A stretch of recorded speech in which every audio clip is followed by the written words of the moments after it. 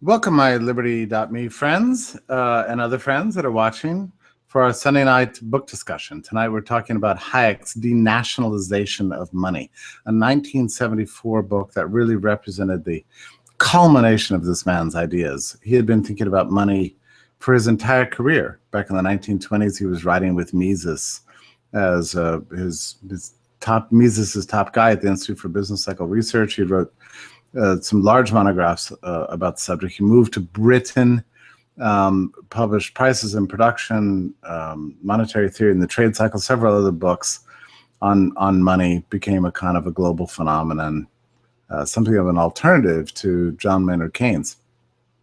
And like Mises, Hayek was interested in reform. He was interested in reforming the monetary system, very much like what you see today in the Republican Party. I don't know how many of you watched the debates over the last several weeks, but I think twice now they've been asked about monetary policy. Thank goodness, right? I mean, it's the most recent debate, which is by far the most intelligent of all the debates. The Wall Street Journal Fox News debate is the most recent one. Asked a specific question about monetary policy. Would you reappoint Janet Yellen? What is your view of Fed policy? And that's exciting. I mean, there needs to be some discussion of this topic, because the Fed is the way Leviathan grows. It's the printing press that enables terrible policies that we have out there. If it weren't for the Fed, war would not be a consideration. We wouldn't be able to maintain deficits like this. If federal bonds were not backed by the Fed, they would have a default risk like any other private bond or municipal bond for that matter. And the equation would change dramatically. They would, people wouldn't just hold them with such confidence, and the default risk wouldn't be what they are. I mean, they're rated ridiculously high. The world would be a very different place without Federal Reserve. Federal Reserve sort of makes many debates in Washington irrelevant. I mean, there's no fiscal discipline because, federal government's too big to fail, and everybody knows it. So yeah, reform of the Fed is important. It's not just about reforming monetary policy. It's not about, what goes on at the next federal open market committee meeting. Should interest rates be raised? Should they be lowered? That's really not the issue. The problem is, and it's an unavoidable problem, the existence of the Fed itself as the lender of last resort for the entire American empire. The government, the banking system, and everything associated with it. So it's not just about the policies that it adopts. It's about its existence and its corrupting effects on the fiscal and political life of this nation. So it's an impossible thing to avoid discussing. Should there be a Fed? Why do we need a Fed? If there is going to be a Fed, we could argue about what it should do, but the discussion about eliminating it, getting rid of it, its necessity, its non-necessity, to me is the unavoidable question. Everything else is just mop-up operations. I mean, it's just arguing about, small details. So Ron Paul used to argue for the abolition of the Fed, although he was always careful to, avoid putting in a specific plan to get from here to there. He wanted an old-fashioned gold standard, which would be very difficult to implement, actually. The other problem with all kind of reform plans like that is that they depend on the complicity or compliance or the enthusiasm of the establishment. You have to get the Fed and all of its benefactors to go along with that, which, quite frankly, was never going to happen.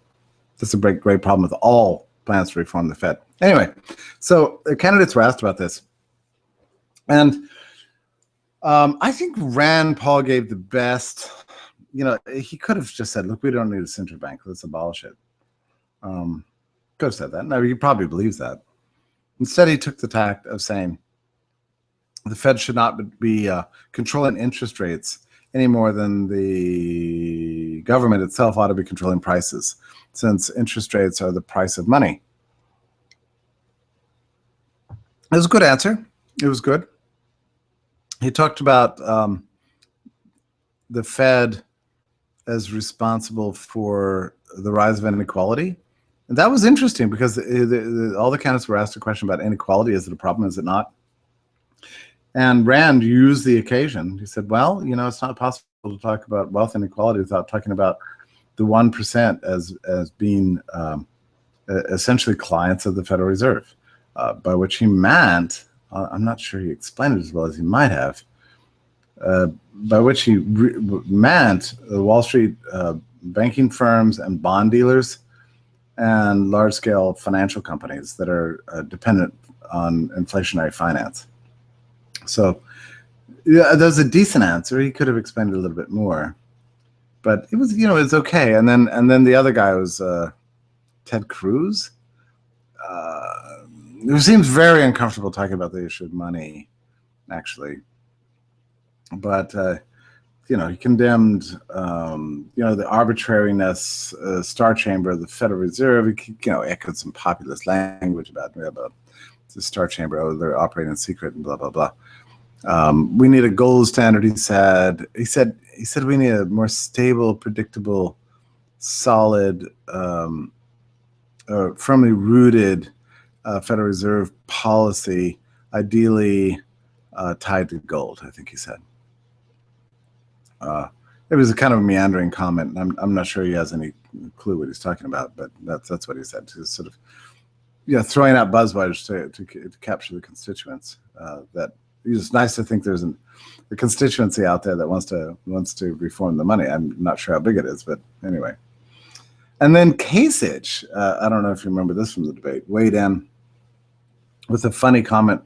He said, you know, the worst thing that could ever happen is for Congress to control monetary policy. Now, that was an interesting comment because nobody had actually proposed that Congress control monetary policy instead of the Federal Reserve. It's not like either the Fed runs the world or Congress runs the world by printing money through the Treasury Department. I mean, that's not actually the choices that are out there. As far as I know, I mean, there is a third choice, right?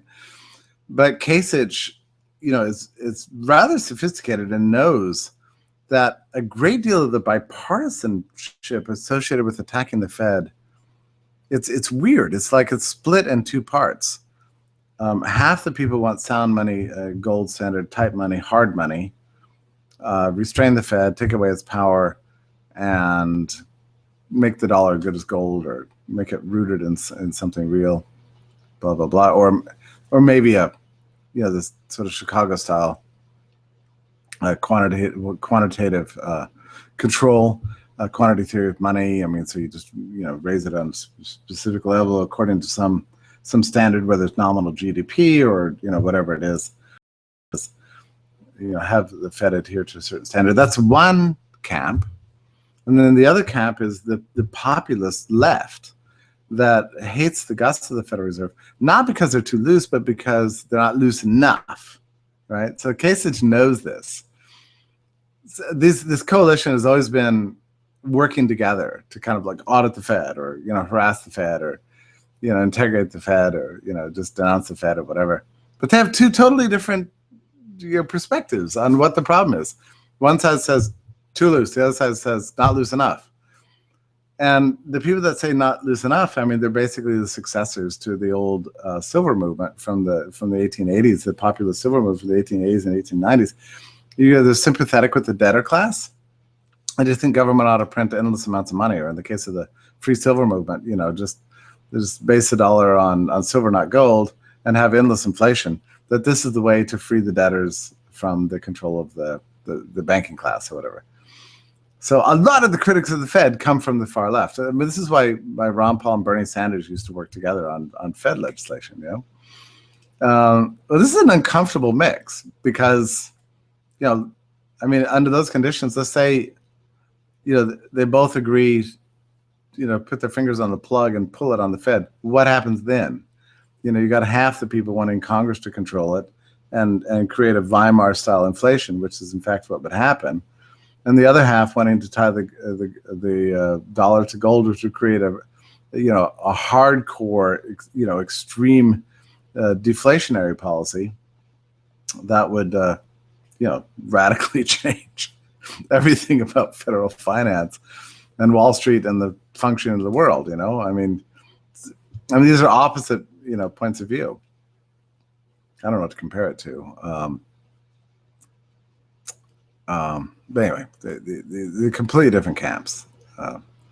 And so Kasich was warning when he said the worst eventuality he could imagine was Congress controlling monetary policy. He's referring to the populist left-wing critics of the Fed, like Bernie Sanders and like many, many others in Congress who have tended to join with the audit the Fed movement. I mean, we don't talk about this much, but it's a very mixed movement and a very mixed bag. Which one would prevail in the end? I don't know. We'll probably never see the reform happen at all. And why is that? It's because monetary policy is controlled, by the elites, and they're not going to listen to. I mean, there's nothing that a President Cruz or a President Paul could do to reform the Fed. I mean, they could call a commission, maybe, but yeah, and they can throw out nominations for the Federal Open Market Committee memberships and that sort of thing, but there's really not a tool in place that they can use to cause Federal Reserve policy to be exactly what they want it to be. And plus, I don't believe these guys are competent enough to do this. I mean, they don't really know what they're doing. They don't really even know what they're talking about. Well, this gets us back to Hayek. And I say all this to set the stage because I think we need to appreciate just how incredibly radical Hayek's Denationalization of Money monograph really is.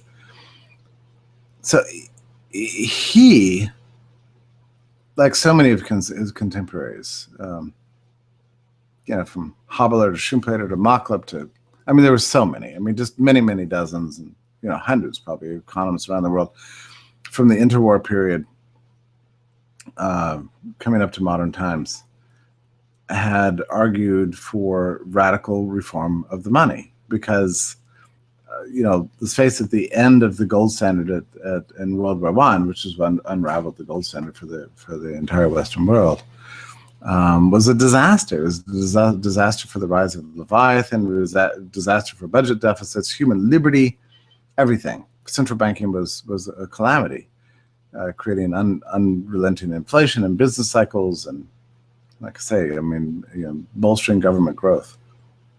Something that had been warned about, let's face it, for centuries. You can read it back in Adam Smith. Adam Smith talks about the danger of government control of money, that it leads to inflation, business booms and busts, and an expansion of the state. It's right there in Wealth of Nations. This is not unknown, and you can go back hundreds of years earlier to the works of the late scholastics, Spanish economists, and see that people have warned against debasement of money. So this is a very old concern, and Hayek and his contemporaries had argued for reform of the money. World War II came. There was no reform. Things just got worse. Bretton Woods followed. Came immediately after the war. Who ran that? Who was in charge of that? That was, of course, John Maynard Keynes. So they were very, this whole generation was just enormously depressed about the situation. One quick second.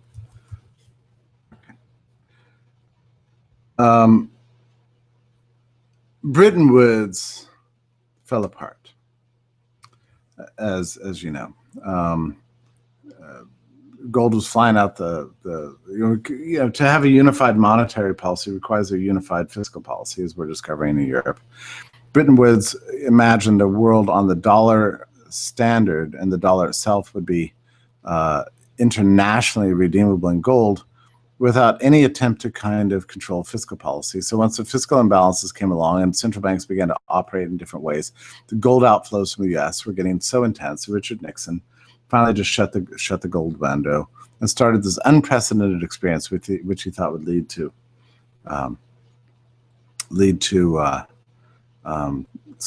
global stability and end of inflation and end of business cycles, following the advice of the monetarists to eliminate finally the gold from the monetary system altogether. And it was in this context, the sense of despair and disgust and really outrage and demoralization, shock, and really horror that Hayek writes this monograph. And what he says here is, look, this is absurd. This is ridiculous.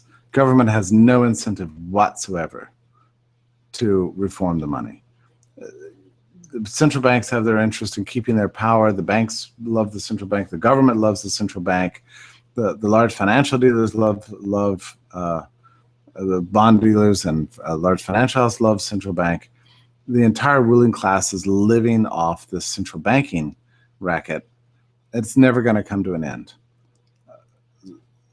They haven't paid attention to us. By us, I mean sound money critics for decades. And so what is the right way?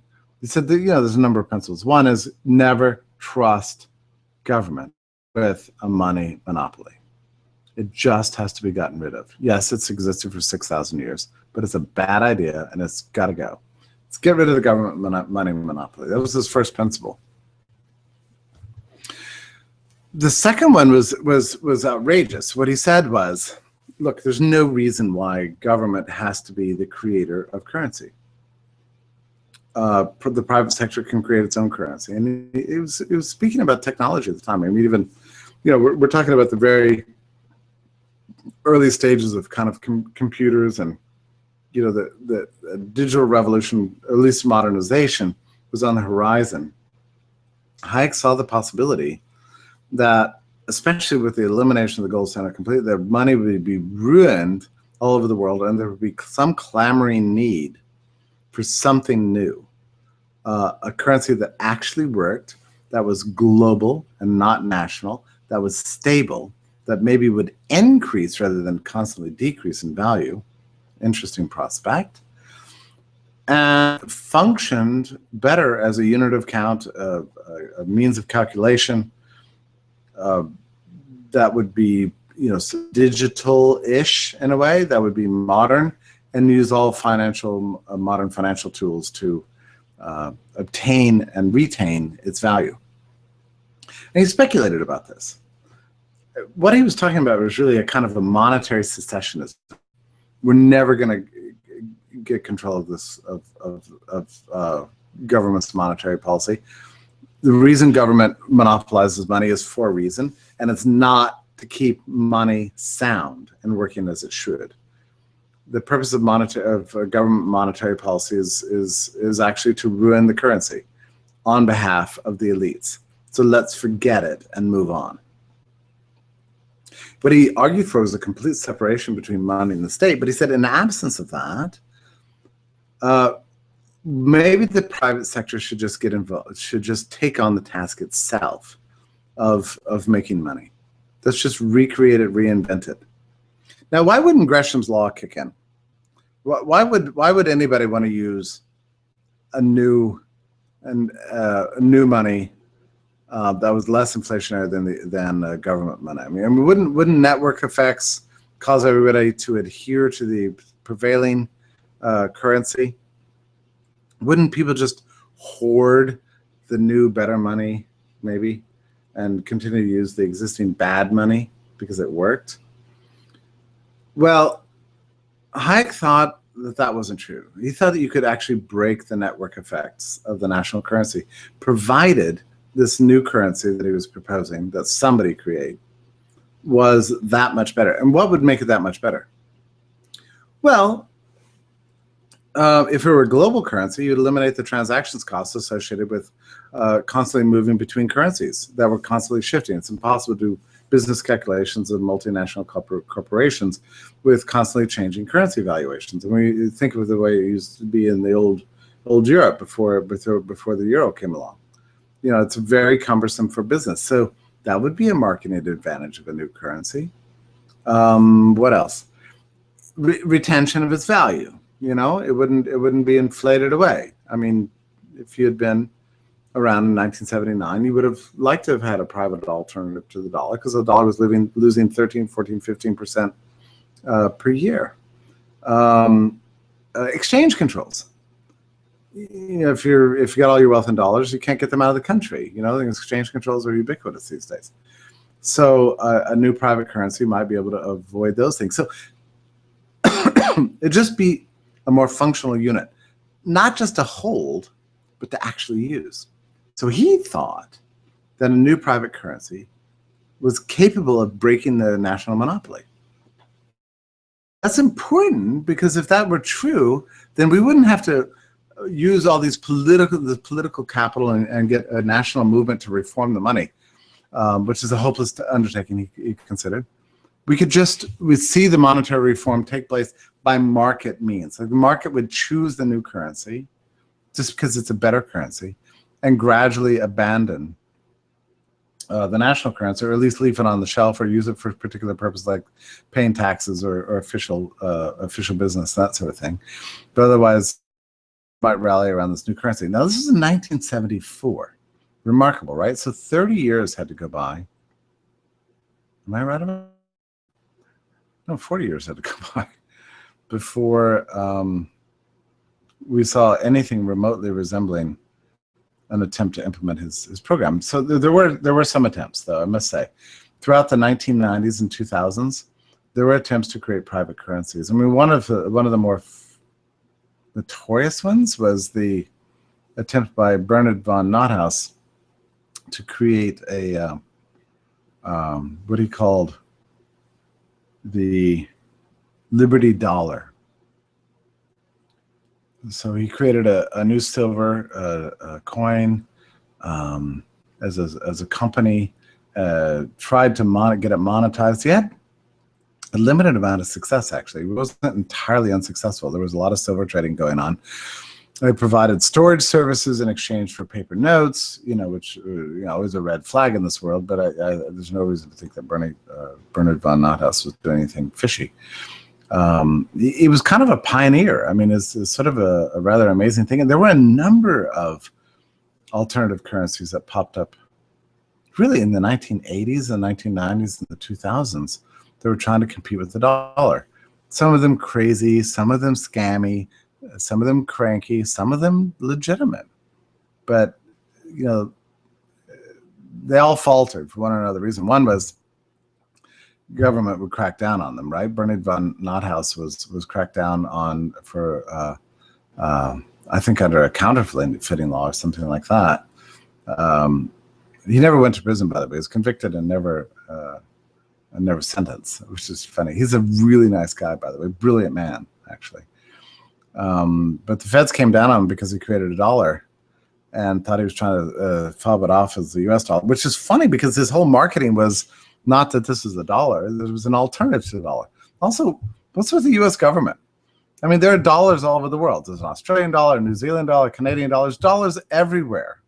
It's not, the US dollar is not the only dollar. So, to have a Liberty dollar was not directly competing with, it was not pretending to be a US dollar. The many dollars. I mean, the dollar itself, derives from the Spanish word thaler, which, as a currency dating from the late Middle Ages. So, I mean, it's just so presumptuous and pompous and outrageous that the U.S. court slammed him on this basis. I mean, the word dollar, come on, it belongs to everybody. It belongs to the whole world. It belongs to the whole of history.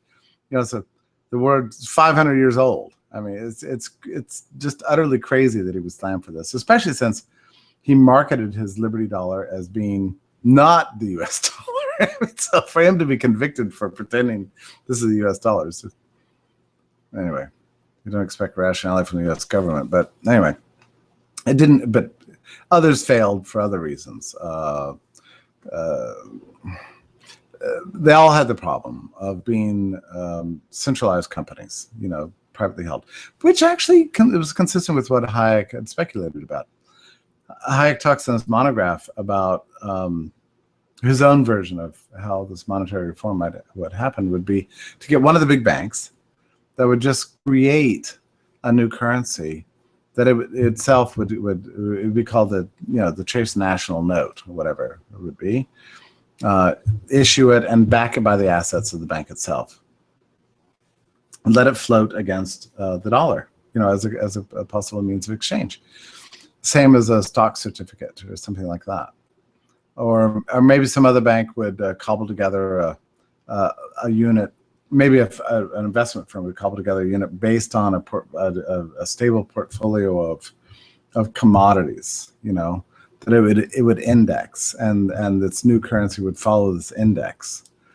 At some level, it would be redeemable, and maybe futures or stock certificates or maybe real commodities, but that the index itself would trade as a real currency. Very interesting ideas. And it's it's funny to read the monograph because you have Hayek here, scary, brilliant intellectual, just mega mind of the 20th century. Basically thinking like an entrepreneur. Okay, so he's a monetary reformer, but he's got a problem because governments don't listen to him. And so now he thinks, well, okay, government's not going to reform money. How about the private sector do it? Here's some ideas. So he's thinking like an entrepreneur. He's like, well, here's a kind of currency you might be able to create. It's kind of interesting, right? I mean, it's like the economist thinking like a businessman, basically. Just throwing it out there. Very interesting to see his mind at work. Because, typically economists think that intellectuals can never outthink the market. But here was Hayek thinking, well, let's think like a market. What would we do? So he threw out these ideas, and they were fascinating, they were interesting, and not entirely crazy. I mean, when I first read it, I wasn't entirely convinced because I was kind of the view that we're stuck with the existing currency based on, network effects, Misesian regression theorem. A currency has to evolve out of barter, and once you've got a currency, you're stuck with it. But Hayek thought that was not true. And the reason he thought that this is not true is that he had seen in history many cases where there was an established currency, and emergency situations caused a new currency to be created. I mean, there's the famous example of cigarettes in prison camp. Yeah, that's a well-known case. But new currencies are created all the time. A friend of mine was in jail. He's Adam Kokesh. He was in jail for like 4 months. And when I talked to him about it, his experience, of course, the first thing I want to know is, okay, what was the currency? Because emergency situations lead people to create new currencies.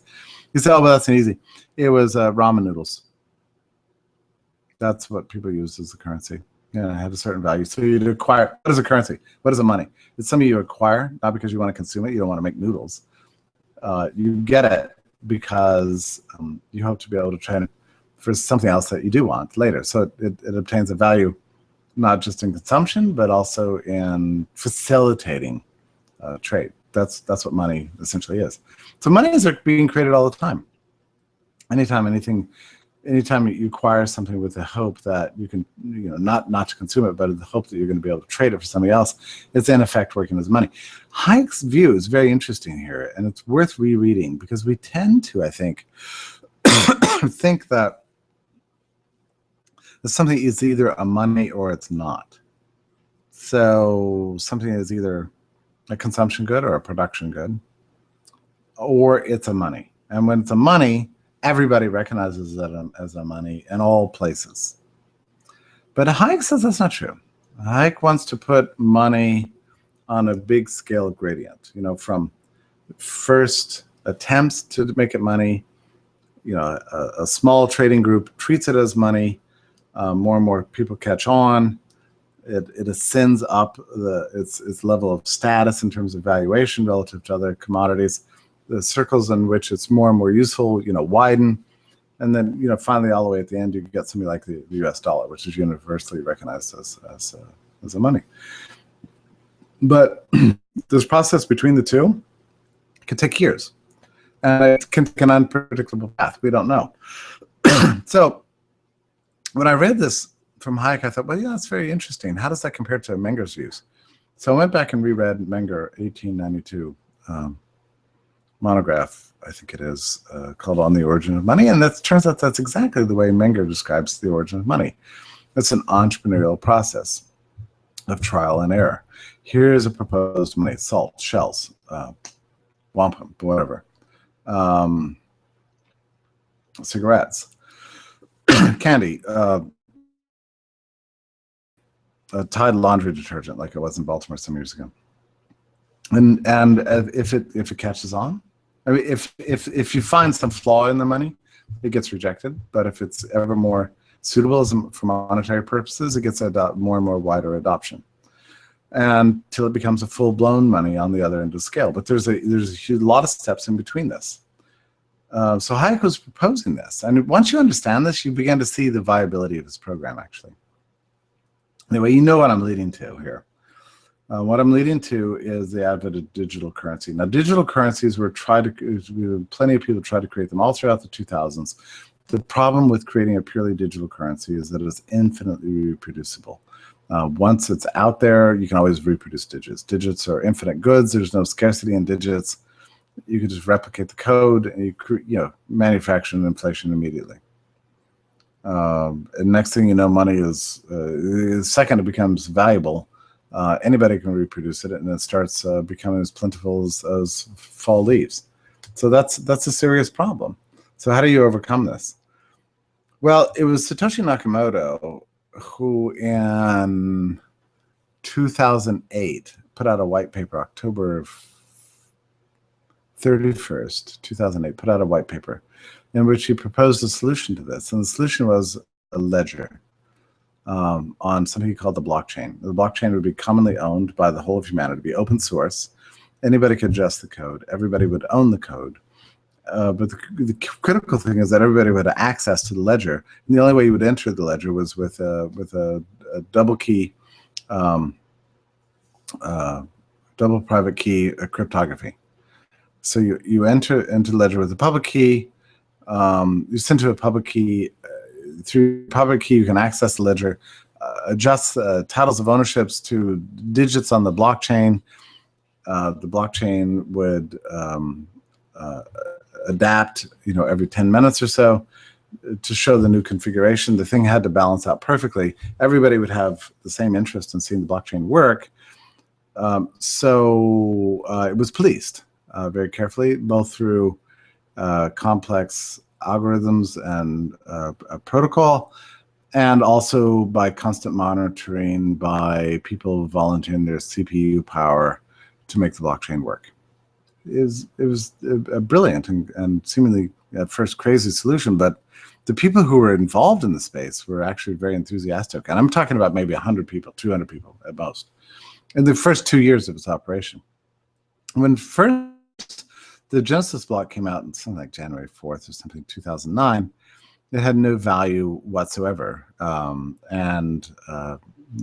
Those people who tried to download the blockchain volunteer their CPU power for verifying transactions, in exchange for which they would get the first newly minted Bitcoins, which don't exist actually. They're just fictional units on the blockchain. They would be rewarded by becoming the owners to these new Bitcoins, which had no value whatsoever. And so they were just testing out the technology. And so it went for fully 10 months until I think it was October 5th of that year. The first poster price of Bitcoin came along. It was tiny, 1/16 of a penny or something like that. And suddenly you began to see glimmers of a proof of concept. It could work. We could create something of value on the internet that was purely digital. And it was awesome. And there was no single point of failure because it wasn't owned by a single company. This is where the open source technology vastly improves on Hayek's theory. Hayek proposed a private currency, but he never imagined something like an open source network. So that was an awesome improvement. I mean, Hayek couldn't have imagined that because the technology wasn't around at that time. He always thought it had to be owned by a private company. How would open source work? Even though Hayek himself was kind of the leading theorist of open source technology, he himself couldn't see how technologically this would actually operate. It took the internet to make this possible. So it improved on Hayek because you didn't have a single point of failure. You didn't have it owned by a private company. It was owned by the whole world, and therefore the whole world could monitor it and watch it work.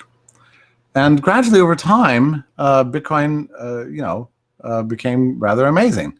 I mean, it took 2008 all the way to 2013 probably for it to get mainstream attention. I was looking at articles on the topic in 2011, and I couldn't even understand them. First of all, I hadn't accepted the Hayekian theory of the introduction of money in the modern age. I didn't believe it was even possible. So there was that. But also, I mean, the technological complications of it were too thick and rich and deep for me to figure out. So I thought it was some sort of crank scheme. I just didn't believe it was even possible. It took 2 years until, for me personally, it was, I think, February of 2013 when I received my first Bitcoin, and I began to see how it actually worked. And then I had to kind of revert, restudy, reset, get rid of my biases, and open up my mind and consider the possibility that actually Hayek had been right all along. And he was. We're sitting here today.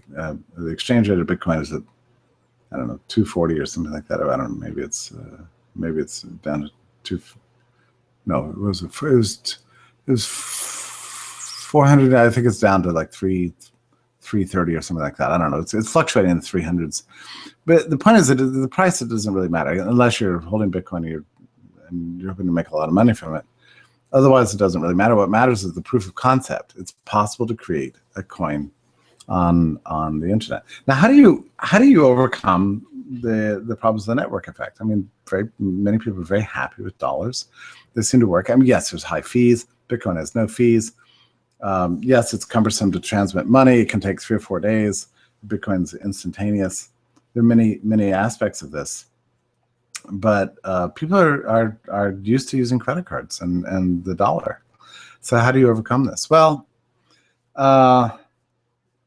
it's going to take some persuading. Markets don't adapt immediately. It's not as if markets go, oh, here's a great new technology, let's all rally around it and get rid of the old one. It takes time. It takes time to convert existing systems. Network effects are very powerful.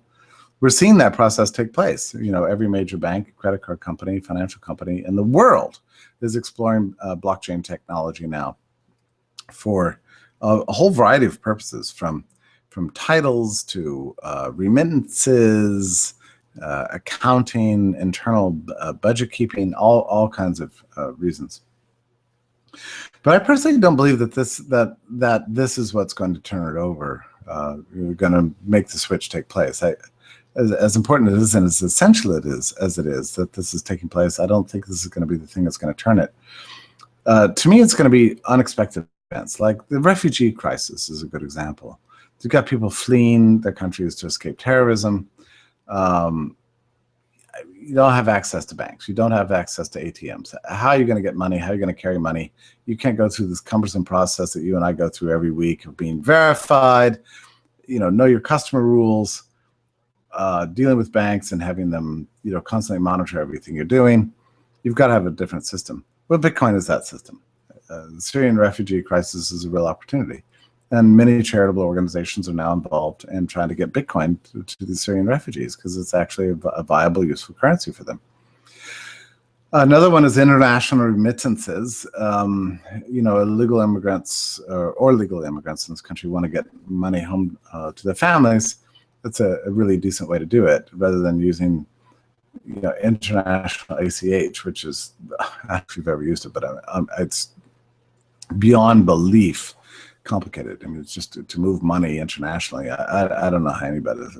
I mean, I've had to do it several times, and it's just absolutely shocking to use a regular banking system. Bitcoin is, pick up the phone, a couple of clicks, you're done. I mean, really. So you move your national money into Bitcoin, and click a few buttons, and you've moved it, somewhere else in the world, and it's just absolutely awesome.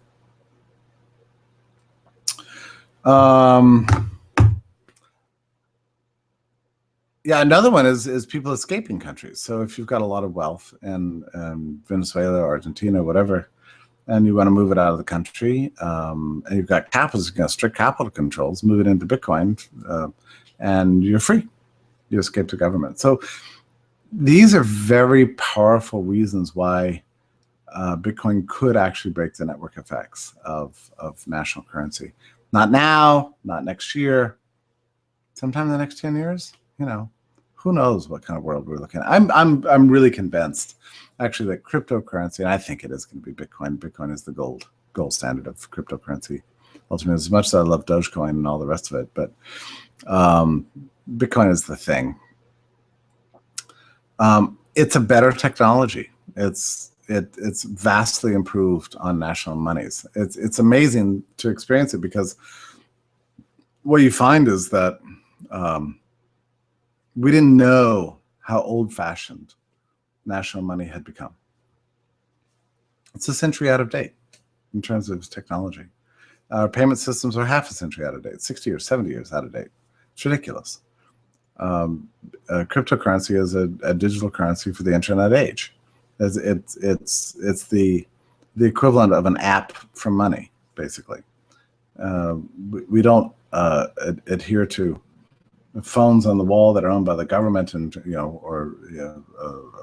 party lines, or go down to the local county store to make a phone call on a rotary dial where there's an operator listening. We all make phone calls on our cell phone. Actually, phone calls are very unfashionable now. People don't even want to make phone calls anymore.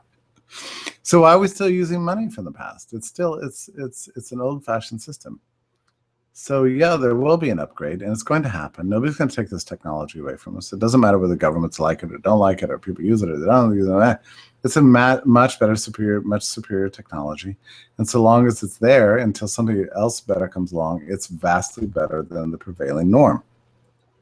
And at some point, the system will tip, and we're going to move into a denationalized money. But I do think we need to, and this is why I'm glad for the show, we need to pause and recognize the genius of Hayek for seeing this and speculating about this in 1974. It's very hard to be intellectually awesome, to see outside an existing framework and to imagine a future that could happen and lay out a rationale for how to get from here to there. That takes vision and technical knowledge, professional courage. Hayek had all of those things, and this monograph beautifully illustrates that. So here's to Hayek for seeing the future, almost a half century before the future actually unfolded. I mean, I just think you have to respect an intellectual, on that level. Did Satoshi Nakamoto draw from Hayek? To some extent. I'm not sure directly, but maybe indirectly. Some talk on the street that Bernard von Otthaus's Liberty dollar influenced Satoshi Nakamoto. I think is very possible. But there's other figures out there who influenced Satoshi. Rothbard with 100% reserve banking. I mean, Bitcoin is nothing if not 100% reserve. I mean, you just can't. There's not going to be any fractional reserve Bitcoin banks around. Bitcoin's necessarily 100% reserve, as long as people are holding it, and there's instant convertibility. There's no question about fractional reserves in the Bitcoin world. So Rothbard plays, I think, a very important role here. Directly or not, I don't know. Kirzner, as his theory of entrepreneurship. I mean, Satoshi knew that Bitcoin wasn't going to catch on immediately, that it would take some time. In fact, it was pretty interesting. I think it was in 2011 or 12 or something like that. WikiLeaks wanted to accept Bitcoin, and Satoshi argued against it. He said that it's too early. This currency is going to take time to evolve. We need time, and entrepreneurship just doesn't happen. The success of entrepreneurship is not proven overnight. We need time to build a network. We need time to this currency to mature. So I would say that Kirzner played a role here. Again, directly, I don't know. But anyway, the Austrian tradition generally, and Menger of all people, who mapped out a beautiful way in which money emerges.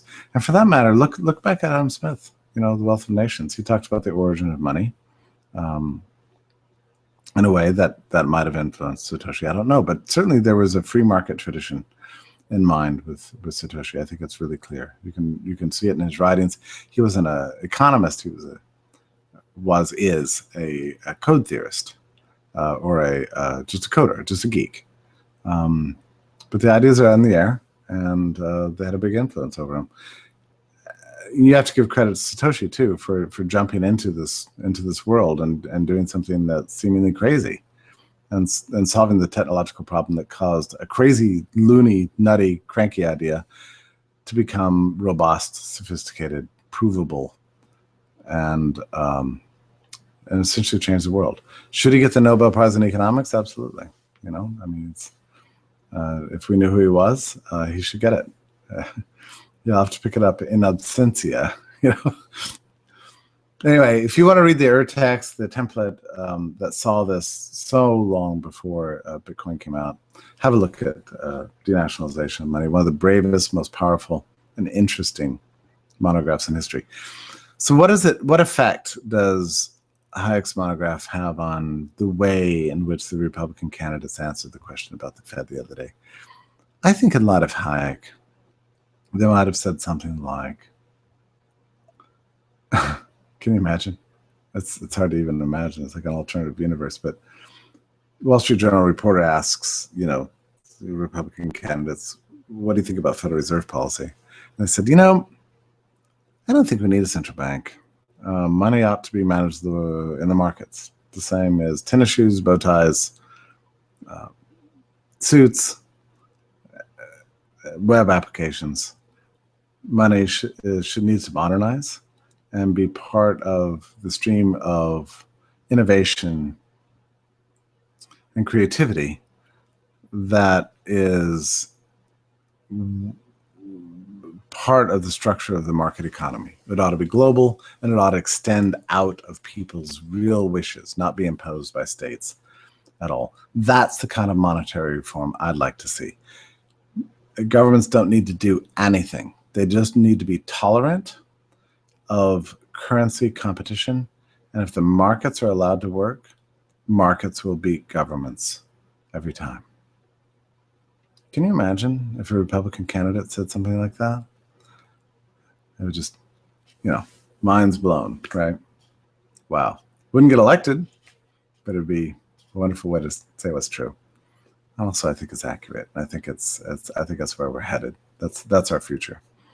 Manage money as well as the private sector, So yeah, denationalization of money, 1974, but it's also our future. Well, I've said everything I want to say. Thanks for joining me tonight and let's look forward to a brilliant future of sound money extending out of markets, managed through open source networks, living in the digital age, which is where we all live today. Thanks for being a part of Liberty.me and being a part of our wonderful, robust community of friendship and publishing and bookwormish study and communication with Liberty lovers all over the world. See you. Night, night.